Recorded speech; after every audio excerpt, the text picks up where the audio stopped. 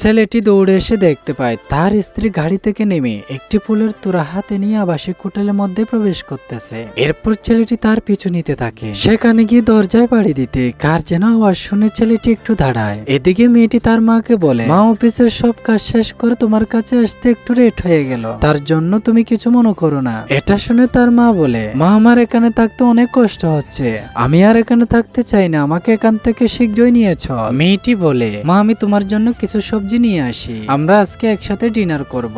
এই বলে মেয়েটি সবজির জন্য বাহিরে যায়। একটু পর মেয়েটি রুমে এসে তার মাকে দেখতে না পেয়ে অবাক হয়ে যায় আর এদিক সেদিক খুঁজতে থাকে। এরপর মেয়েটি চারিদিকে খুঁজে তার মাকে দেখতে না পেয়ে রাস্তায় চলে আসে। এতে রাস্তায় একজন লোকের দেখা পেয়ে মেয়েটি তার মায়ের কথা জিজ্ঞেস করলে লোকটি বলে, এরপর বন্ধুরা কি হয় সেটি দেখার আগে তুমি যদি তোমার মাকে সত্যিকারে ভালোবেসে থাকো ভিডিওতে লাইক দিয়ে চ্যানেলটি সাবস্ক্রাইব করো। আমি তো তাকে কোথাও দেখিনি।